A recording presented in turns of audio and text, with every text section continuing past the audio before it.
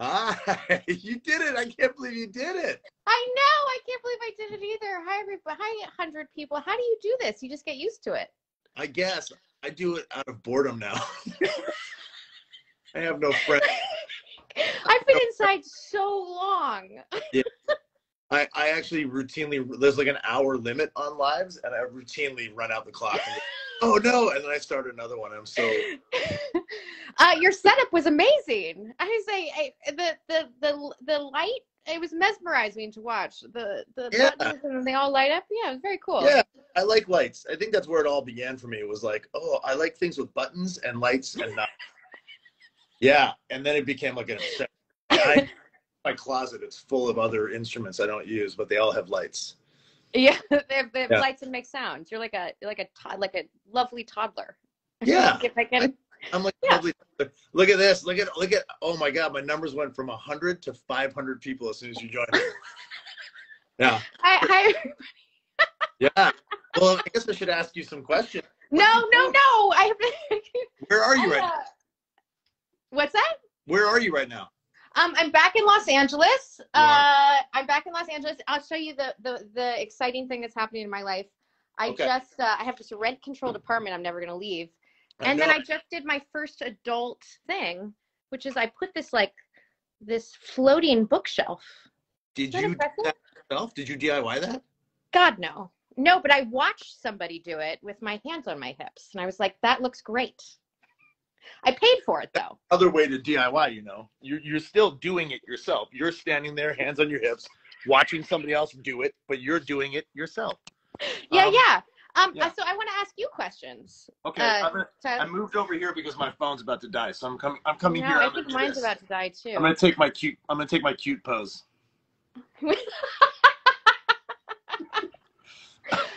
So on a network show, is it like 11 months a year you're working? Yeah, it's like just over 10 months a year. It's a lot. It's like, for people like you and me who are very much used to like floating, kind of following the cool stuff, or trying to anyway. Yeah. It's been strange, man. It's like we're on season 4. I'm very blessed. I love having this opportunity. I just said blessed, didn't I? It's okay. But it's like, it's also kind of like, it's like, it feels like it's going against my nature to stay put this long, even to like have an apartment this long in one place. I'm like, oh my God. I'm not used to know. When I saw I was picked up for 3 seasons, the first thing I thought was like, how wonderful Tyler gets that. Cause it's when do you get stability like that? Oh, I know. Like when have I ever had that? It's amazing. And it's like, money is good. We love money. We love money. I always feel like I'm never going to have any money. I'm like, this is it. I'm going to be done forever. I highly doubt that. I think probably you're going to have a couple more years of you resisting doing something like this. Cause I bet you could do this now if you really wanted to. And you just don't. And then you're going to, well, I know you could do this now if you wanted to, but you don't, but you will give into it eventually. And you'll be like, I kind of want some money. I kind of want some money. Yeah. I did actually. I bought something for the first time. Like you bought like a house, you mean? I bought a little apartment in Portugal. Oh, fucking A, man. In Portugal? Yeah. That's cool. What prompted that? Citizenship in 5 years. You can get your citizenship in Portugal in 5 years? 5 years. Isn't that crazy? And then what? And then you're gonna live in Portugal? I don't know. I just have the option. I mean, look, I just got my American citizenship. I think maybe I told you that. You did it. Did you take the test? After 14 years or 15 years of kind of messing around and having a green card, I finally got it. And man, what a pain in the ass. And then I hear from other people like you who are going, you get like automatic citizenship in like 5 years, or you go to like, if you're part of the Commonwealth as Canadians, you can go to London and like get a citizenship in like 3 years, or Italy. Like all these places are like, yeah, come here, but America. Come on. Yeah. It's so hard. It's so hard here still. I'm Canadian also. I know. Yeah.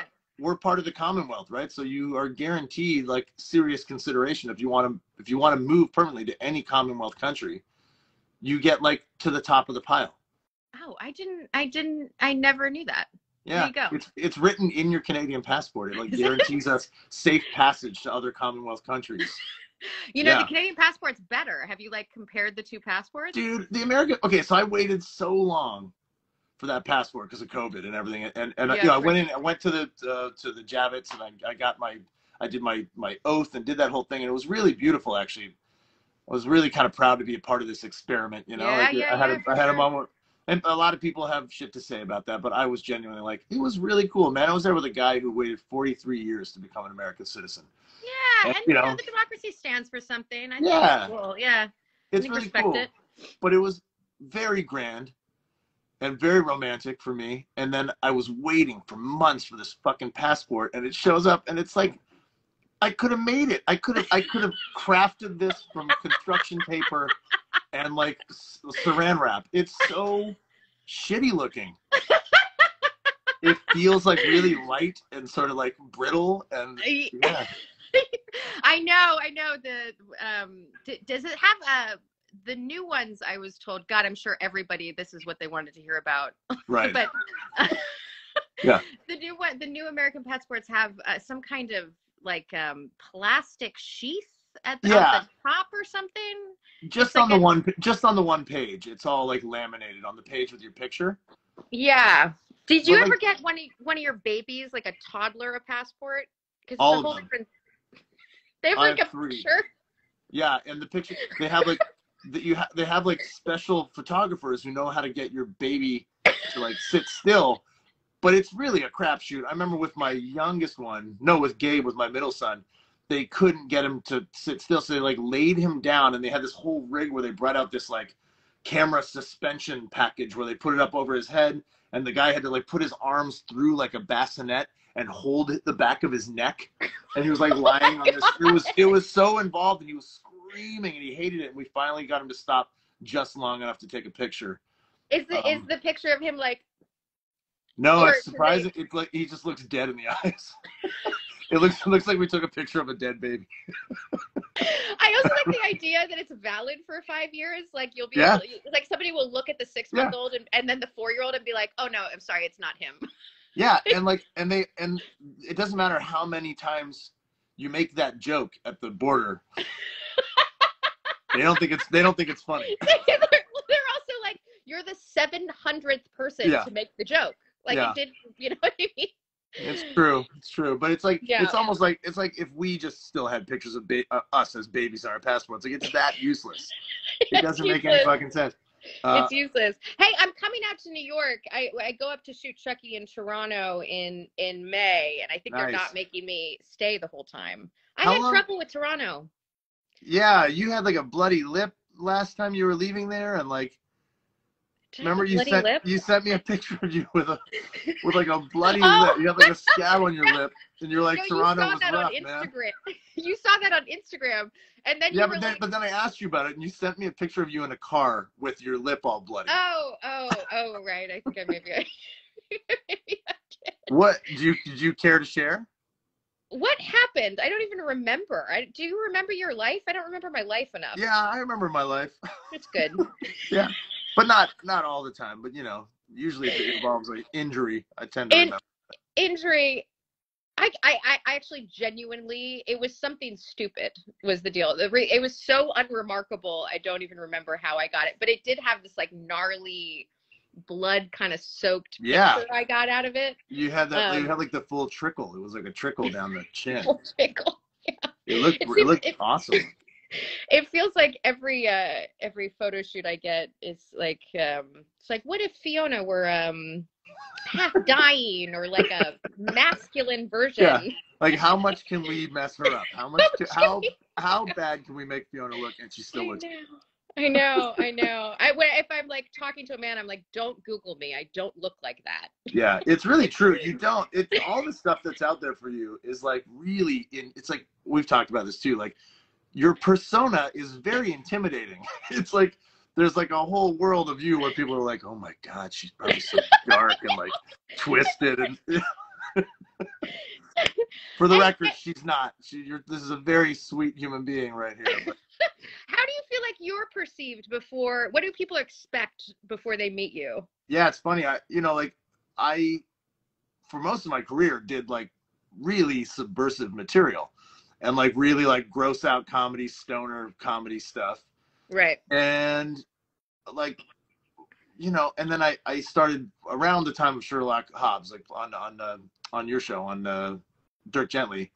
I started to kind of be a little bit more grown up looking, like my beard turned white, and I was like, you know, and I sort of started to lean into it, and like a whole new audience opened up for me. And now that I'm doing New Amsterdam and I'm playing this like therapist and looking a lot older, and I'm playing a gay character, and like it's my audience. If I come on Instagram and say anything at all kind of off color, which is very much how I am, I get a lot of like, oh, shame on you, Tyler.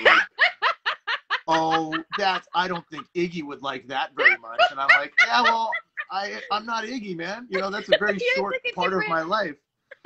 Yeah. But I also have to respect that that's where I've gained a lot of my fans from, is from this show. So I don't want to alienate them either and be like, I don't care. This is me. You know, so I try to like walk the line of. Walk the line. I think that's the idea of you as kind of like a stoner comic guy, just meeting you as a person and not as an actor, it like didn't really make any sense to me, because I think you come off as a person as kind of like this deep, reflective guy. Thank you. It was true. What about I would be interested in watching that, I think. You know, what about you though? Like, someone just said Iggy wouldn't alienate us. Iggy wouldn't do that to us. Like, you're right, because he's not a real human being. It doesn't exist. Doesn't exist. Yeah. He doesn't quite He's not a human being. Yeah, that's not a real person. What about you though? Like, you just on that same sort of train of thought of you being in so many kind of genre type things and playing really like very out there characters for the most part of what I've seen you in. What do people, you must get that too. Do people expect something totally different when they meet you? So I have no real relationship to being a public figure. At no point does it ever feel like it's real. Even right now, when I'm getting recognized on the street more than I ever have before, every single time it happens, I'm like, really? I don't know why. Maybe that will change. But it doesn't. None of it ever feels like it's true. And then I've really kind of, being an actor is ridiculous, right? Because you have these actual conversations where you're like, what is my essence? But it ends up being a real conversation you have to ask. But apparently people see me as feral, or there's something about that I can play. It's a good. What I think happens is that there's fewer people that can play it, so that pool's a little smaller. So I tend to play it more.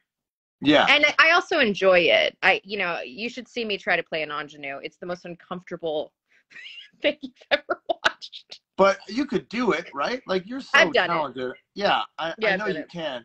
But it's funny, hey, like that's what I mean. Like I spent, just to even blow this conversation out a little more. Yeah. Like I said, I spent, I don't know, 20 years of my career barking up that stoner comedy, gross out comedy tree. Yeah. And made lots of money and lots of movies, and arguably had the biggest highlights of my career doing that, you know? And then, but it was so disingenuous to who I am. Yeah. I never felt good. I was always like, I had major imposter syndrome.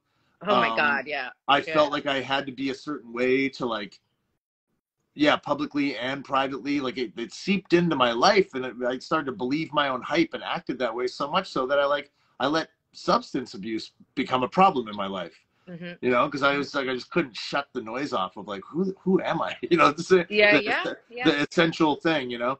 So it's funny. It's like, I think if you don't want to play ingenues, or it's uncomfortable for you, like, good for you. You know that about yourself. You're not going to make yourself go crazy trying to play a thing, because it does, especially for women. I think you really are asked on and off camera to fit a certain role way more than men, you know, like if you are out there acting even remotely like, I was talking about this last night, women and men, actors in general, are asked to like expose themselves all the time and rapidly emote and whip between like, you know, emotional stases and like be like, you know, breaking down on camera and then like, and then, you know, in a moment's notice, you have to like snap it all back up again.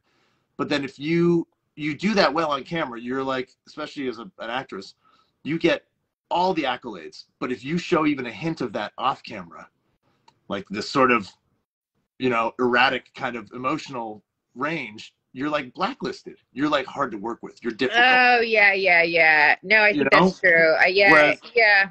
with men, it's more like, oh, he's just eccentric. He's weird. But women are like, oh, she's difficult. Yeah. Yeah, no, that's true. I think this stuff is shifting, but that's true. I also see, you know, if I'm gonna be honest, I'm harder on women and I'm cognizant of it. But yeah, it's a conditioned thing, you know. And I think that, yeah, the society's taking cool steps. There's definitely more strides for sure now, but there's strides. Yeah. There's strides for sure. And I feel like the sense on set is a little different now. Like people are, you know, in both good and bad ways. Yeah. But culture shift. Yeah. Let's talk about anything else now. Yeah, I know. I'm like, how did we get onto this? You give me a flat. And look at our numbers of like cut in half. I know. People are like, oh, shut up. They were like, what about Chucky, like, man? Where's Chucky? Do you have a Chucky doll? Yes or no? Do you have it? Can you see some of these questions? What are they? There's like, well, a lot of them are in Portuguese actually, which is kind of funny. Yes, hey, Portugal. Yeah, Fiona fala Português. Oh, it's going too fast. Posso provar. Brazilian. When will you start filming again? I'll give them some Chucky info. There you go. The filming begins soon. The first leg of the people are going up, and I basically can tell nobody anything. But the show was really popular, and thank you everybody for watching it. It was really cool. It was cool to see a race like that. You're really getting a big hit off of this, aren't you? Like it's people are loving it. Yeah. Again, I don't have any. I don't know what's wrong with me. Maybe it's better that I have no relationship to it. So when it goes away, it won't feel like anything happened. Yeah, but isn't that funny we're always bracing for it to go away, right? Like it just ends because it fucking does, man. You have this thing and then it goes away and you're like, well, yeah. That was it. Also, you've been doing it since you were a kid, right? It's been a long time. Yeah, I mean, like I was a kid in Canada, like doing, you know, one acting gig every 2 years, you know, but it wasn't like it wasn't like a child star or anything. I really started when I was like 16, 17. Oh no, that's a kid. Yeah, it's a kid for sure. That's a kid. Yeah. When did you start? You started young too, didn't you? Late. No, I started late. I started like at 23. I had a whole career actually when I was in my early 20s. What? I was a History Channel producer. I produced History Channel documentaries on like sharpshooters or like if aliens existed, this is the physics that it would be. But it was like a kid who knew nothing. What's that? So talk about that. If aliens existed, go on. And it was just a kid who knew nothing, like creating these research binders. I was like, I hope nobody ever listened to me. But yeah, so I didn't know that. That's a fascinating little detail about you. But you were saying you're gonna be out in New York. So are we gonna hang out? Yeah. Let's hang out in New York. Yeah, I have a lovely good friend who's the band San Fermin. If you guys have ever heard it, it's an excellent, wonderful band. But they put me up in Prospect Park. I probably shouldn't say all this out loud, but no. Is this where you were staying last time you were here? What's that? This is the place you stayed last time you were here, It's right? always where I stay in New York. Yeah. And they like kept me locked in a closet in Toronto last season. And I'm not gonna. And I think I'm not made to do that this year. So. Well, when do you come here? When are you coming? I think it's I'm trying to figure out, but within the next 2 months for sure. And I'm gonna try to maybe like split Toronto and New York as opposed to just staying in Toronto where I don't know anybody. Yeah, And man. I'm like very close friends with Don Mancini, but he's the Yeah. showrunner. So like, Yeah. you know, every time I see him, he's like, I'm so stressed out. Yeah, he's got a lot on his plate. He's got a lot on his plate. Yeah. Well, I'm done here end of April, but then I'm Oh back. no! But then I'm back July. I don't know if you're going to be shooting still. That's You probably would. the worst. That's the gap that I. That's your window. Yeah. Damn. Yeah, you're going back to California? Yeah, I'm going back to see the kids, Yeah, and then taking them on a little vacation. I've got a couple little projects I'm trying to squeeze in. Cool. But yeah, so you're that's your window is like that's my. well, maybe towards the end of July. I'll still be shooting in July and August. I think I'm going to Burning Man, like an absurd person. Ooh, oh my gosh, yeah, I can see you at Burning Man. I can see you. I can see you there, man. I know. I'm sorry to say this out loud because I love everybody, but burners are pretty embarrassing. But I have a really good friend who's a burner. Sorry, everybody, and he's taking me. So. Yeah. Have you never been before? No. No. Have you ever been? No, I haven't been. I was invited once because you have to be invited, right? Or you used to have to be invited. I don't think so. I think you used to, yeah. Yeah, back when, I was an appropriate age to go to Burning Man. It was like, although I think it's like there's a gap. It's like between like 30 and 40, people are like, don't go to Burning Man. But then after 40, people are like, go, let your free fly, man. Go to Burning Man. You have nothing else to live for, man. Yeah, exactly. Like you got to squeeze some shit in, dude. You're dying soon. No, that's what happened to me. I turned 40 last year, and now I'm going to Burning Man. I was like, I don't care anymore. I'll do it. Yeah, and you're probably going to go there and do a bunch of things that you're like, oh my God, I did like all the Burning Man things. I did all the Burning Man. I lit something on fire. I don't know. Yeah, you do burn a man, don't you? You burn a big, giant man. Is that what you do? I think you like make art and like walk around in really absurd, dirty costumes. Yeah, or just naked from what I understand. But at the end of it all, they burn a giant like wicker man. That's why it's called Burning Man. Yeah. Yeah. You want to come? I can invite you. We have room in our camp. When is it? When is Burning Man? I think it's Labor Day weekend. I could do that. I could plan to come to Do you want to just go? You can go. I mean, we'll talk about it. That sounds fun, man. I've always wanted to go. I mean, it doesn't have to. It's not necessarily. I mean, my experience won't be the like rave experience, which is I think what it sounds like it could be.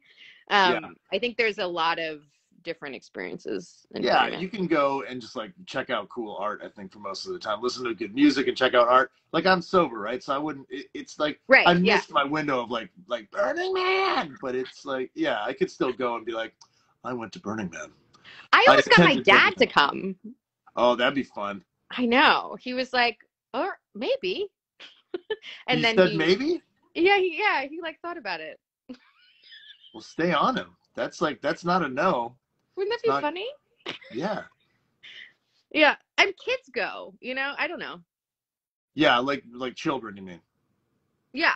Yeah. It's for the whole family, I think. It's for the whole family. I'm sure there's like old school Burning Man, like burners that are like, it sucks now. It's like Disneyland now, man. Exactly. They're like, what are these actors talking? Like, who are these actors? What are they talking about? We're so full of shit now. Yeah. Are you doing well? Yeah, I'm doing well. Your album that's dropping. Yeah, so I have I should send it to you. I'm releasing a music video and new song on the 15th. You sent it and it was amazing. Yeah. And it sticks with you. Oh, I sent you the video, didn't I? Yeah, man. Yeah. Yeah. It's got a pretty shocking sort of element to it that I think people are going to be like, what? Yeah. But yeah, I wrote that and that song and came up with that video when I was like kind of in the middle of really figuring out my life as a recently divorced man. And like, just locked in my apartment in the middle of COVID and like wasn't doing anything. And I just kind of lost my mind in this apartment. So I had this like concept about the video and I really tried to put that into bring that to Front Street and sort of put it out there. So yeah, that comes out on the 15th. I'm going to put out an EP. I'm not going to put out a full album, but I have like a 4 to 6 song EP that I have mostly kind of ready to go. Awesome. I have a lot of work to do on it still, but the songs are all like there. I just need to kind of finish them up. But yeah, there's that. And then I've just been like, I'm writing some things, like a couple of screenplays, and working out and trying to eat good New York food and, make good on my promise to be like a happier human being. So be happier. Yeah. Isn't it all about habits? It's the whole thing. Yeah. Habits and rituals, you have to have them habits and rituals. Yeah. And a little bit of meaning. Even you can be so lucky and still unhappy, Yeah. It's interesting. Yeah. What about you? How are you doing? I think it's the same. It feels like I've been like under a rock for a couple years. Yeah. Even though I was pretty lucky during the pandemic, I worked. I had just been cast in an HBO pilot, which didn't go, but I knew that there was work that was coming, so it wasn't like it was, I think, a little less frightening than it was for a lot of people. And it was a weird time, man. I mean, I was a little less COVID paranoid than I think other people because I live alone and I'm not surrounded by, I only had kind of my own health to worry about. So there wasn't,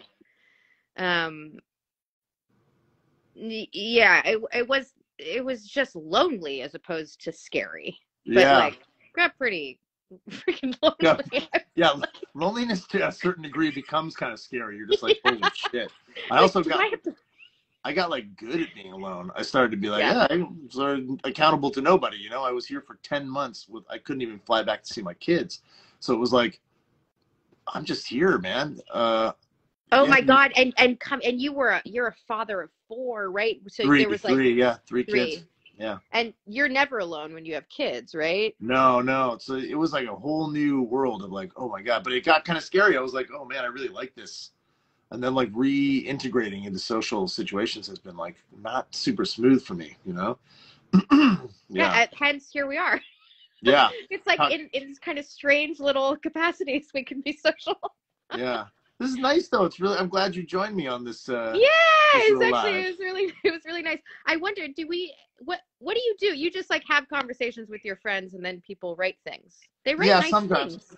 But like, if you watch this back, you'll see that there were probably lots of amazing things that people were saying. We haven't looked at any of them. And it's okay. Like I have 34 questions here that people are asking. When is Chucky 2 season 2 coming out? And how are you enjoying being part of Chucky?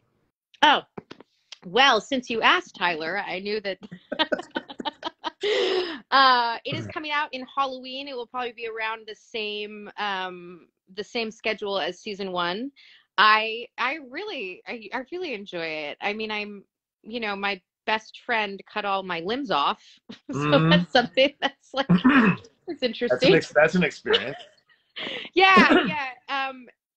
It's so it will be out around Halloween or I think early October of this year. We're beginning shooting now. I do wild stuff, man. I like played my father. Yeah, and I saw those pictures of you, and I was like, oh my God. I remember you explaining that a little bit when I saw you here in New York, and I remember being like, oh, weird. But I didn't grasp how weird that would be to like see it, and then to think about what that must feel like for you to like look at yourself in makeup when I know you already. People are like, you look so much like your dad. You're like, oh, and you like, like nepotism is a real thing, right? I also, I also like bartended forever, and I'm not totally, there's no trust fund thing happening, but nepotism was a real thing, and it gives you real access, and I'm grateful for it. And then I get on this show, and not only is it this like show that my dad has been intricately involved with for 30 years, but they literally like put his face on my face, and I thought it wasn't going to be a big deal. And then like halfway through the process, the first time I look in the mirror and like, I tried to like write down what I was feeling, but it was real complicated. Yeah. How'd that go? Well, I wrote something. I wrote like an essay on it. that I was considering publishing, but it was a little too personal and nobody, you know. But yeah, it was also, my dad got really into physics when he was early 40s, I think. He would, and he still likes to talk about it. It's really boring to hear somebody talk about physics who just like a physics hobbyist. So boring. What are you into? Oh, I don't know, cars. What are you into?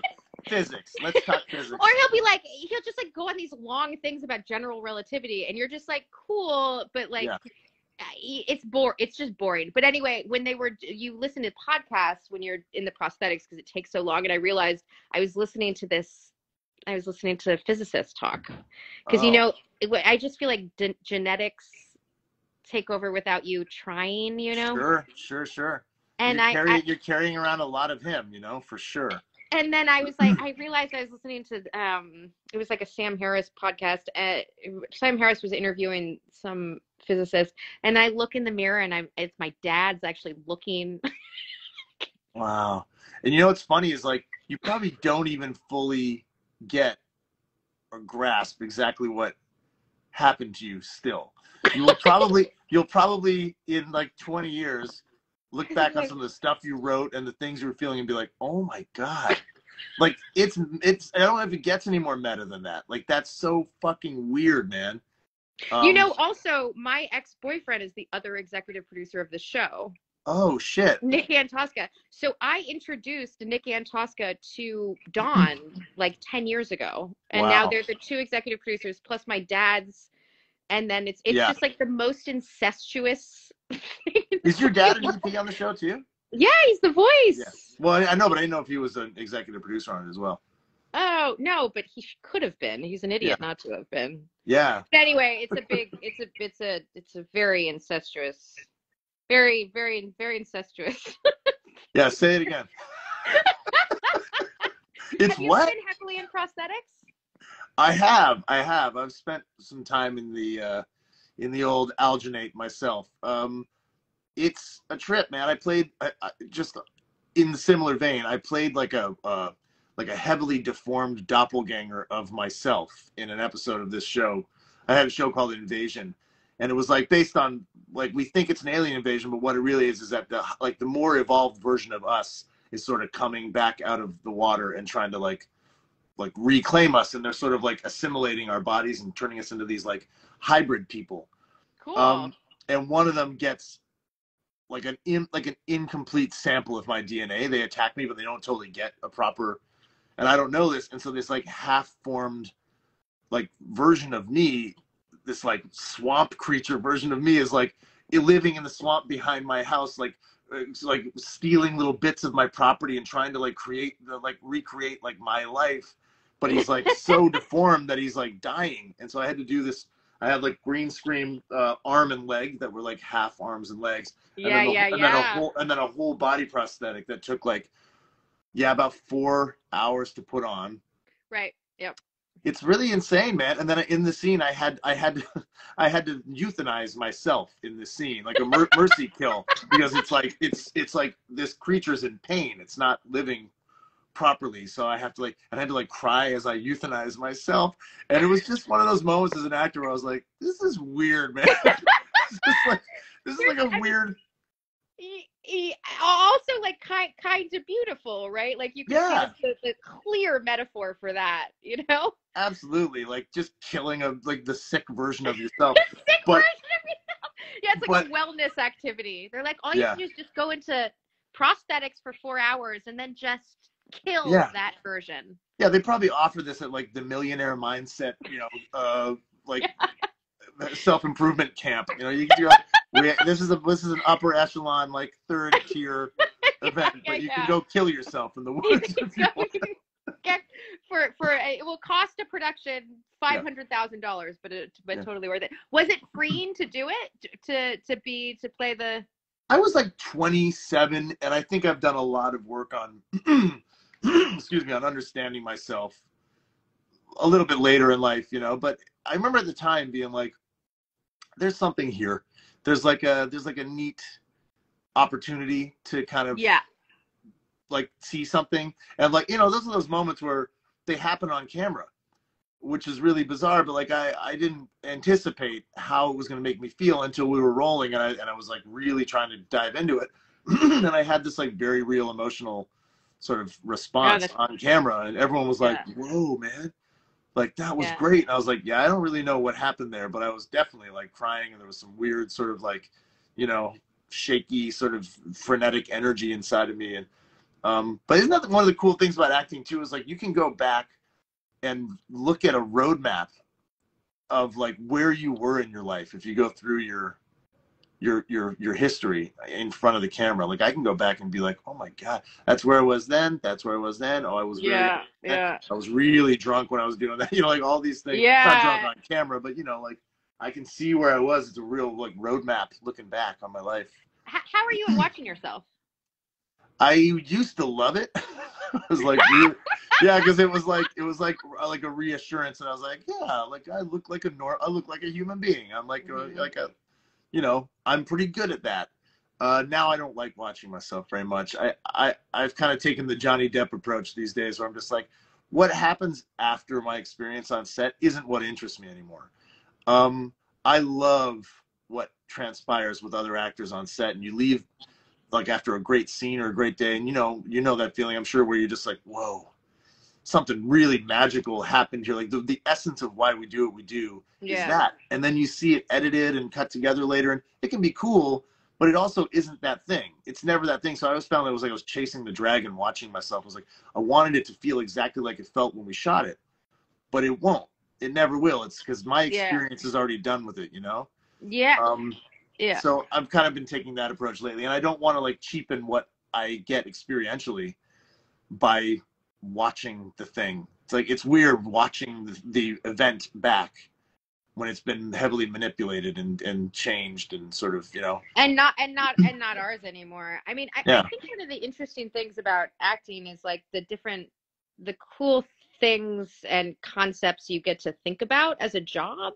You know, and how different it is all the time. But also, I don't really know how it works still. It's like a kind of this is like this mystery box for me. Yeah. Maybe because it's not intellectual. And you know how some people can do it and some people can't? Yeah. You know what I mean? Yeah. I feel like some of these acting schools are like grifters, you know, because anyway. Yeah, ripping people off with $10,000 a year tuitions when it's like, you have no business being here. And also, what is it even that what is it? It's like our Olympic systems are bigger or something. You know what I mean? Like, I don't even know exactly. It's this like black box mystery thing. Like you can quantify the technical aspects of it. Like I'm really great at all the technical aspects of acting. Like I can hit a mark like nobody's business. I'm never going to shadow you. I won't block you. I know how everything works. I know what lenses we're using. I know everything. But the other part of it, it's like, what is it that we even do? And how am I good at it? Like, what is it? I don't know, but I do love it. Like I really struggled with that for a long time too. I thought it was like not okay to love what I did because it felt like I was we're all raised sort of to like be very falsely humble, I think. And we've talked about this too, like that idea that you can't let someone say, hey, you're a great actor, without me being like, and then point at something else and look over here, and I can't accept it. But as I've gotten older, you actually played a really big part in my life in that regard. You were the first person who said to me, I was telling you how great I think you are, and you said, I'm just gonna say thank you because I'm really trying to work on accepting compliments in my life. And then we had a whole like thing. It was like, and I was like, oh my god, that's so fucking like simple, but really so difficult. I know it's so difficult, but the concept of it and the way you put it to me, I was like, and that changed a lot of how I perceive what I do. Period. And it made it more simple and gave myself some grace. Oh, hey, cat. That's a cat.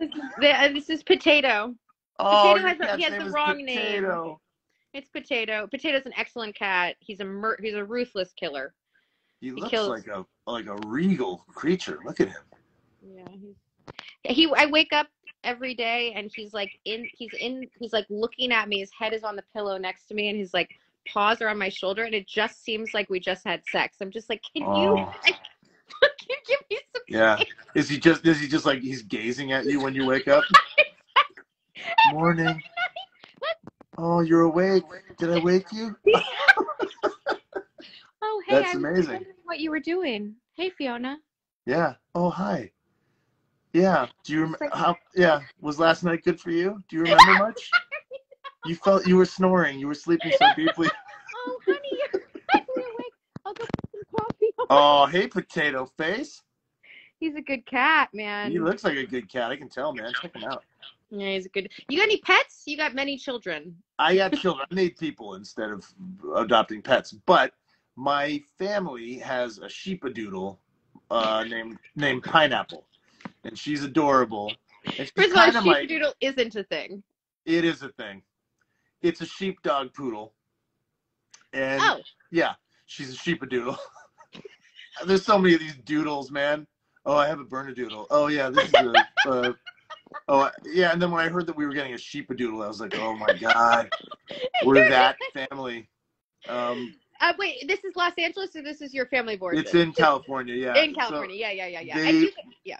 Right as we were getting, like right before we got separated, we had decided to get a dog because we were looking for another thing to fix our marriage. Let's make another dependent. You know, yeah, let's add another stressful element to our lives. And that'll make us feel better about each other.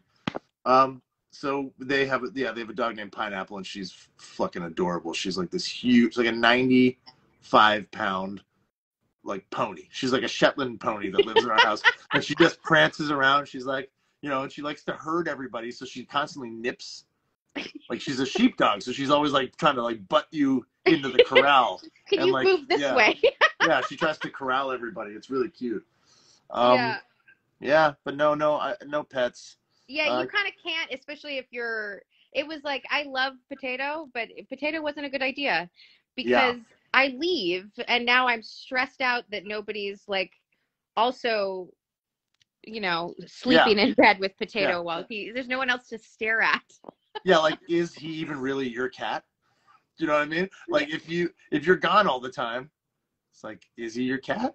And this is another thing about Potato, which is so I have a guest room, and every time a friend stays, he sleeps with the friend the entire time they're here. And then he comes back to me when they're gone. So he's a total slut. There's no real loyalty. Yeah. He likes the strange, you know what I mean? Talk about grifter. He's a little grifter. He's just playing everybody. He's playing everybody. Yeah. Is he checking out some art right now? What was he doing? He was just like staring at your painting on the wall. Yeah, he was. He's pretty impressed by my new bookshelf. God, he doesn't look like either. He looks incredibly deep or totally vapid. I can't tell. Can I tell you one more story about Potato, which I think is worth telling? So I got him because I had a mouse problem. Is the deal? Oh yes, fuck. That's a mouse problem. Yeah, and it was a no joke mouse problem. So I was like stuck inside, and I tried everything to get rid of these mice. And they would fight, and you could hear them. It would be like, bah, bah, bah, bah, bah. And then like 17 mice would run every direction, and I would like scream. And we couldn't get rid of the mice, and I couldn't put like the sticky traps on, so that you're like, I just couldn't do it. Those are brutal, man. I was reading *Sapiens*, that Yulo Harvel book. Anyway, whatever. And the reason why we domesticated cats is because we used to have these thatched roofs. Mice used to like it was to kill mice, and they used to like mice and rats would fall down these thatched roofs on people sleeping. Oh god. So that's why humans domesticated cats, so they think. And I was like, fine, I'll fucking get a cat. We've made some advancements in architecture, thankfully. Basic design, but I haven't seen a mouse since.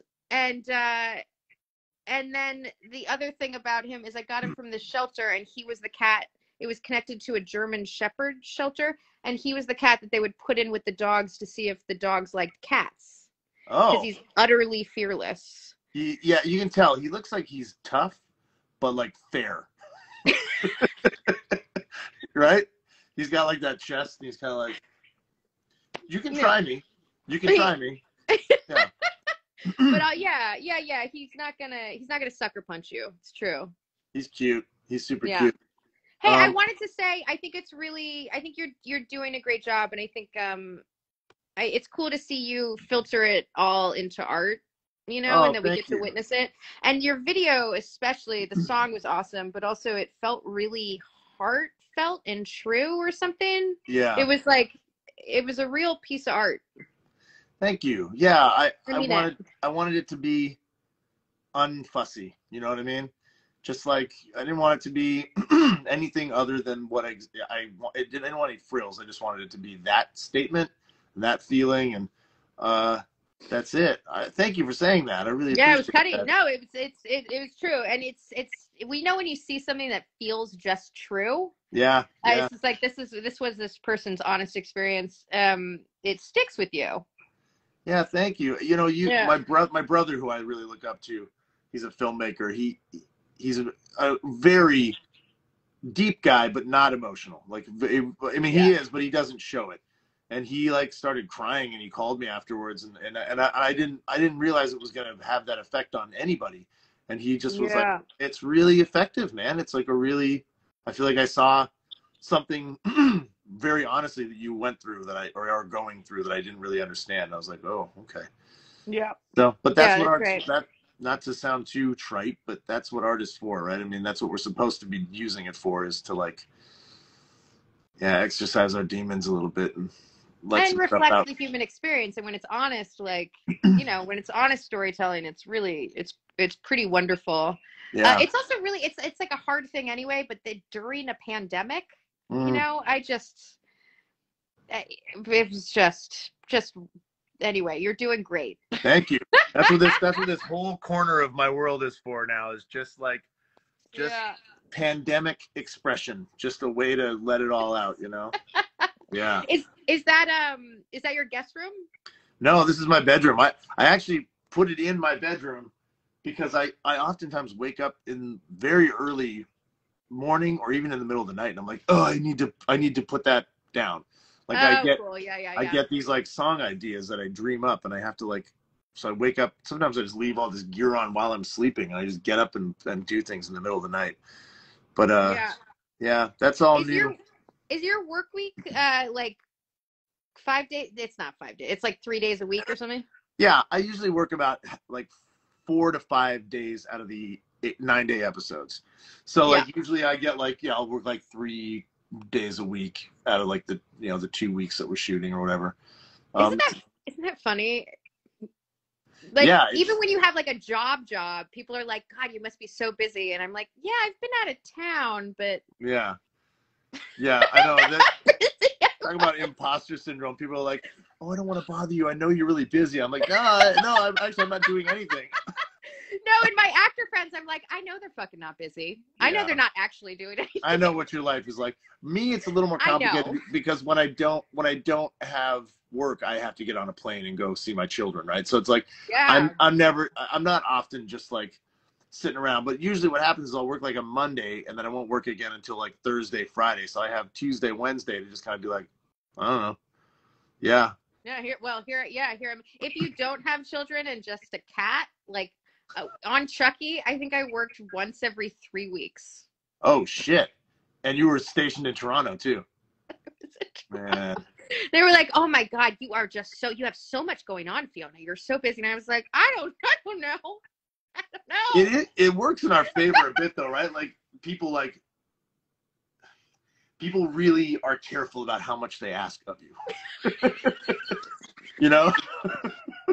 They feel like they don't want to overstep a lot, and I'm like, good. I don't have people asking me for a lot of favors all the time because they're like, he's got a lot going on. Yeah, I got a lot going. I have this book I'm reading, and yeah, you read books.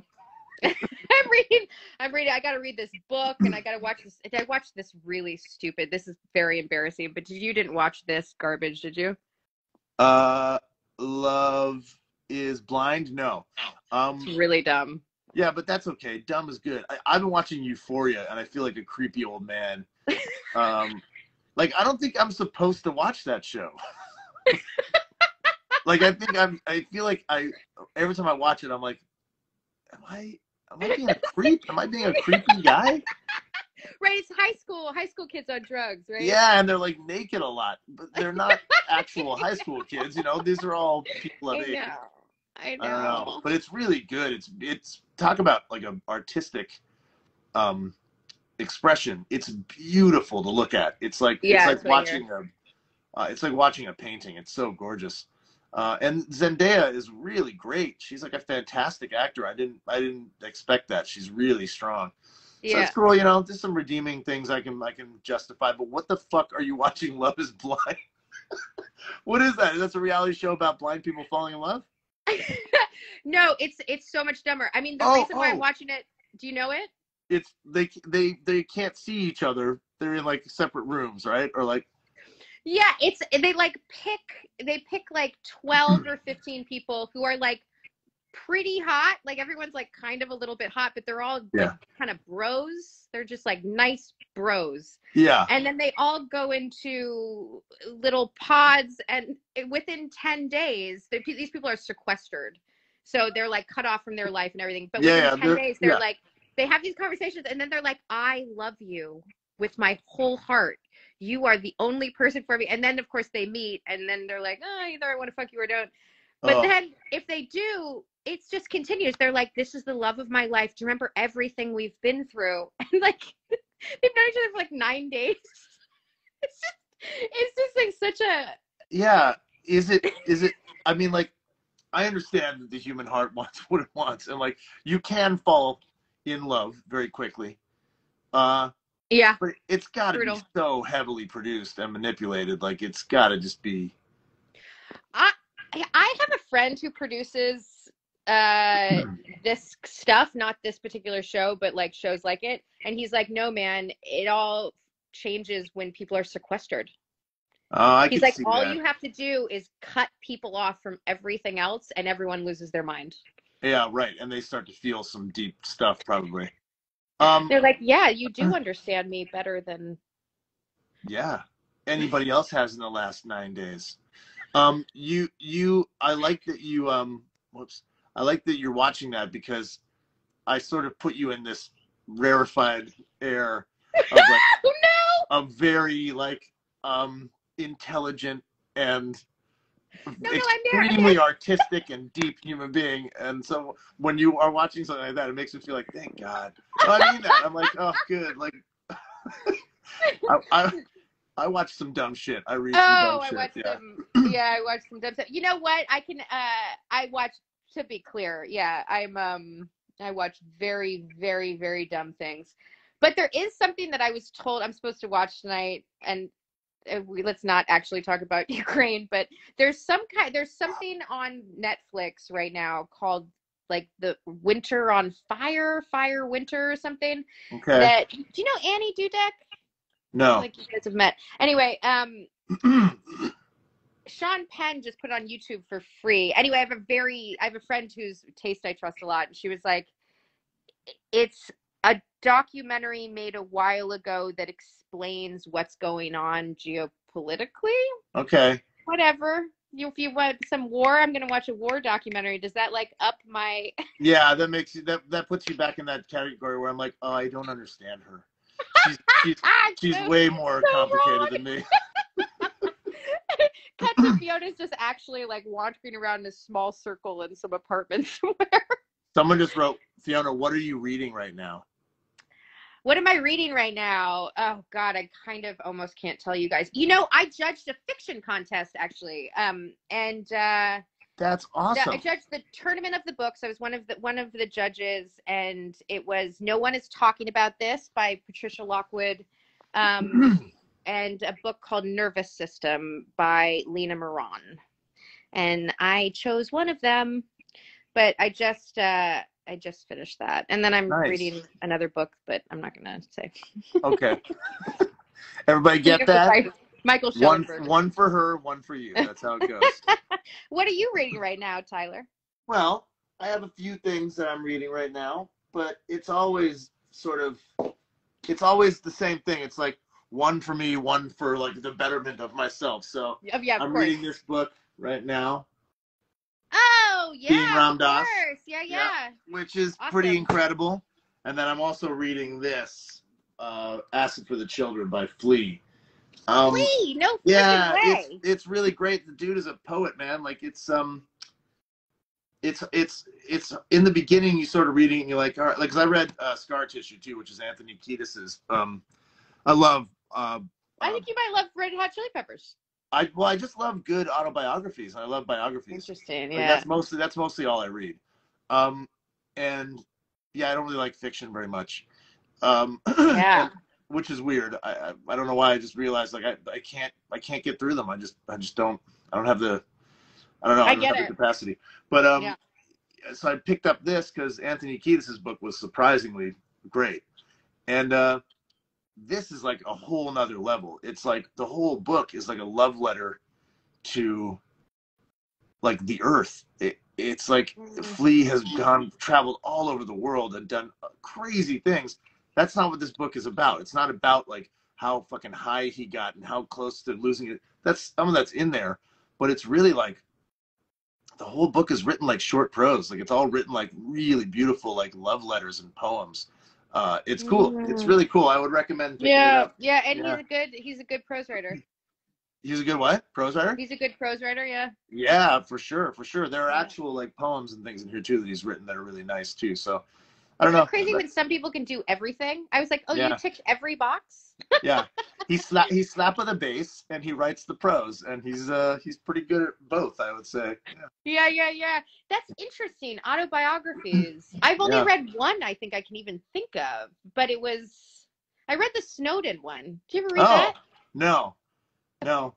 Reads like a crime novel. You're kind of big on the whole Snowden thing, aren't you? Yeah, well, I know we shouldn't really go there, but well, that's what happened in Toronto, actually, is I was like stuck in this apartment. I like lost my mind. Yeah. I lost my mind in Toronto a little bit. Didn't you like meet Julian? Didn't you like? No, but I ended up, I ended up doing I did a radio talk show. Oh, I think my friend's here. Oh. Hey, I'm on an Instagram live with my friend Tyler. Isn't that funny? This is Jalise. Hi. I'm going to let her go any second. Don't worry. Yeah. Oh, I did Oh, okay. You look like Christmas. Christmas in my heart. She's Christmas in her heart. Yeah, I did a talk show talking about, not a talk show, but a radio talk show talking about kind of what I knew about the Julian Assange case, because I ended up reading a bunch of books about that.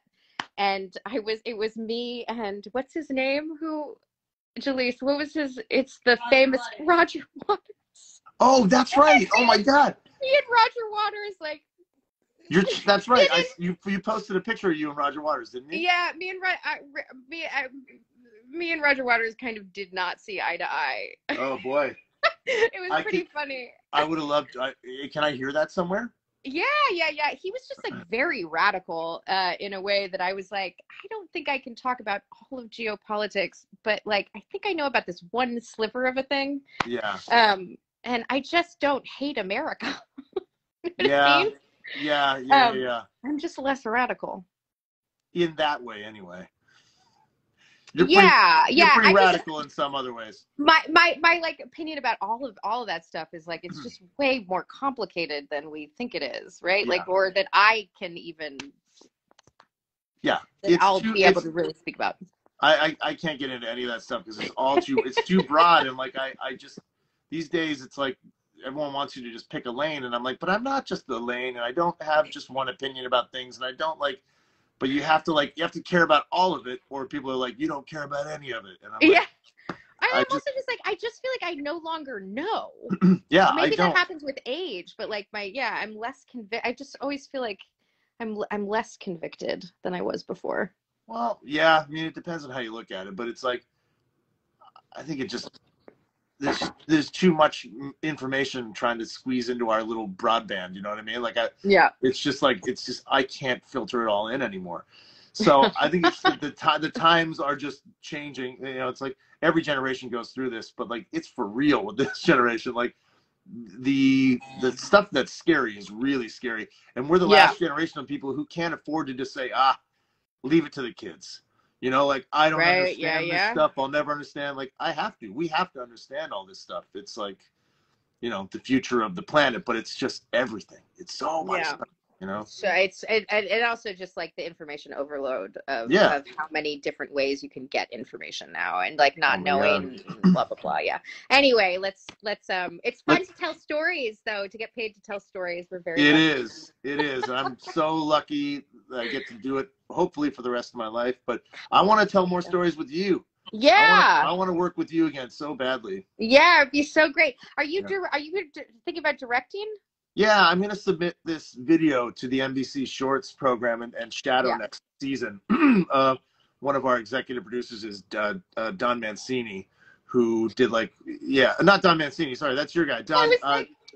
Not Don Mancini. Don. Oh my God, why am I forgetting his name? He did all the 30 Rock stuff. He was a producer on 30 Rock? Yeah, Don Scardino. You can see why I got Mancini. Yeah, Don Scardino is our new executive and resident director. And I'm going to shadow him, and I'm going to try to direct an episode of the show next season and see what happens there. Yeah. But I do want to do some of my own stuff, but I just would like our paths to cross. Excuse me, in that regard again. It'd be so great. We didn't get to do anything together. We just were like on. Did we have any scene together? No. I think we did. Oh, we had one scene where I was in a jail cell and you were like. That's right. Yeah, but I don't think I got to like act with you, did I? No. No. No, but we always tried to hang out. Each time we'd be like, we should hang out, and then you know, life and whatever. But yeah. It's always that way. It's like after the fact. I'm like, oh shit, we had an opportunity, and now we're like ships in the night. You're coming to Toronto, and I'm leaving to California. Yeah. And we went up on the plane together. Yeah, we did go up on a plane together. Yeah, we didn't know it though at the time. I think, right? It was like that was when we were both arriving. Yeah, I think you had just watched the show, so I was like, does this person like recognize me? I think I had recognized you from something, but I think you were like staring at me. I was. You were like, is that Bart? Yeah, and I was walking behind you, like as we were trying to get to the baggage claim. I was sort of like not like right behind you, but I was like, that's her. That's Bart. That's Bart from the show. And I was like, I remember I told you, I was like, oh, I knew you were an actor before I even recognized who you were, just because of the way you walked. I was like, oh, she's somebody. She's a thing. She's a thing. And me and you both had Canadian passports, so we exited at the same time. I think we sailed right through. I actually remember the whole thing. Yeah. And then we did the read through, and you were so tired. Do you remember? Yes. So Dirk was like right near the height of my alcoholism. And I was like, I went out with all my buddies in Vancouver the night before and like got drunk and did cocaine and like all this stuff and showed up to the table read, and I was a wreck, man. And then I remember I went to Max, and what was the producer's name? His buddy Rob. The showrunner. The showrunner. Rob? Robert Aww. Something, right? Rob, I think it was Robert.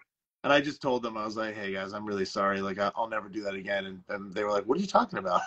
Like, you're fine. Because you were really good at the table read. But I didn't, for the rest of the shoot, I was like, God, I'm not doing that anymore, man. I'm not going to be that guy who like shows up and is like, you know, a wreck on set and everything. So I kept it real for that whole shoot, which was cool. But yeah. That feels like so long ago. It was like 6 years ago now? 5?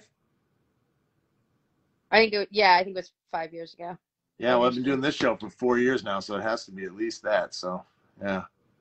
I know. I wonder how long Chucky's gonna last. I have no idea. No. Do you want to go? Just like never know. Yeah. Well, yeah, I do. Yeah.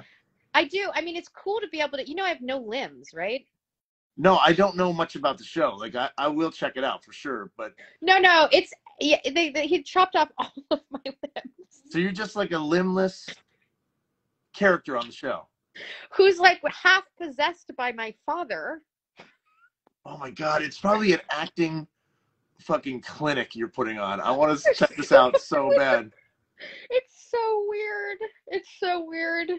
Yeah, I I flip between like this kind of normal girl, this like, you know, heroine person, and then my dad as a serial killer.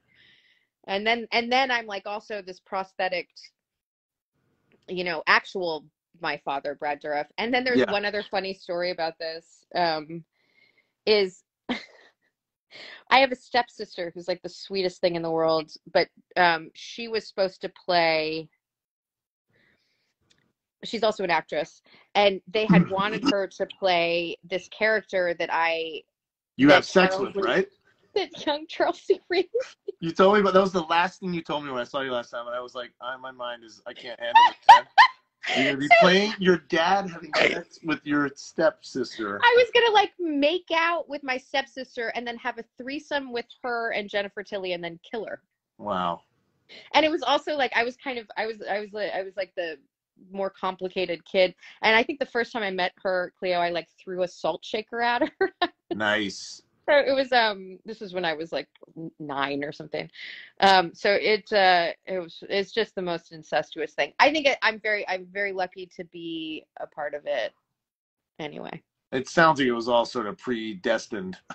Like I don't know if luck has much to do with it. It's like this is like a role that only you could play, really. Yeah, like who else could do this? I know. Well, yeah, and yeah. I mean, do Nobody. You look like either of your parents?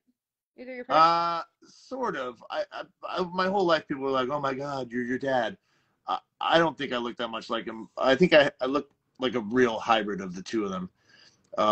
I'm just way better looking than the rest of my family. I'm kidding. My dad's a very handsome fellow. My brothers are both really good looking. I think I'm like a real mix. I'm like a shit mix of like not just my parents, but like the whole Labine, Routley kind of family, you know? Yeah. We're all mixes of it. It's funny, you like make a person, it's only half you. Yeah. The other half's like this whole other thing, you know? Yeah, I look at my little people that I've made and I'm like, whoa.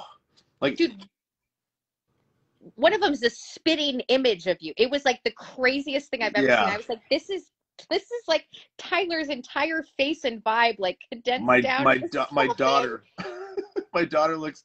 It's like the similar thing like with you and your dad. I think like my daughter looks almost exactly like me, and she's adorable. She's cute, but like she's got my face. Like if you take this off of my face, that's her face. And then my middle son looks like Carrie, my ex-wife, and then my little guy looks like. Exactly like my little brother, which is weird. He looks like my little brother and his youngest son. They look identical. So yeah, it's really weird. It's like the genes just go so deep into the past. Like who knows what you're gonna get when you make this little cocktail. You make a thing. I don't even see the resemblance of my dad, but everybody's been saying it for so long. I guess our eyes. I think it's like there's elements of it. It's not like it's just pieces of you. You know what I mean? Like you definitely look like your own thing, but you can see that you're related for sure. It's your eyes more than anything. I think I look like Nick Cave. Yeah, right. You posted some shit about that too? Like I do, dude. I think I look like Nick Cave. It's really funny that. You've been told your whole life how many like guys you look like. And Harry Styles. And Harry Styles. Great. You know? I know. Hopefully I won't age out, as a woman, because usually when you get older, you get less work. But if you were never the like you played like the dudes, maybe that will happen less. Okay, I gotta go. I have my wonderful friend. This is Julie. Go. Yeah, I'm keeping you. Okay. Hi, lovely friend. Hey, thank you, Chucky people. Watch the new season. It's going to be crazy. Yeah, make sure you tune in for that, guys. And anything else that Fiona has done, and Tyler. And Tyler. Oh, Roger Cooper. Robert Cooper. Oh, hi, Richard. Robert Cooper. That's right. Robert Cooper. How are you? Hey, Richard Warden. The first AD.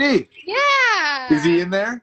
Yeah, he's I love Richard. Richard also first AD'd my movie Tucker and Dale, which was kind of like a big moment in my career. He was the first AD on that too.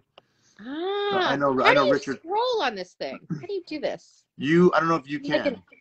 Oh, you can. In the comments, you mean? Yeah. I think I'm at the bottom of the comments right now. Yeah, I wonder if there's anybody else we know, but probably not. It's like I don't know. I don't really need to hear like Fiona and Tyler talk about their sense of genetics. This turned into more of like just like a private conversation we're doing on Instagram. It's like, oh, I really like talking to Tyler. It's been a while. That's what people like, though. Honestly, like people, there's 200 people that are still here just watching us talk. So you know. God, they must all be robots. But then this has always been my sense of things. It looks like they're all Brazilian. They're all Brazilian people at this point. Okay, I'm gonna let you go. Have fun with your friend. All right, hey, I'll hopefully see you soon. Yeah, for sure. Hit me up anytime. Okay. Yeah, man. Good to see you. Bye. Bye.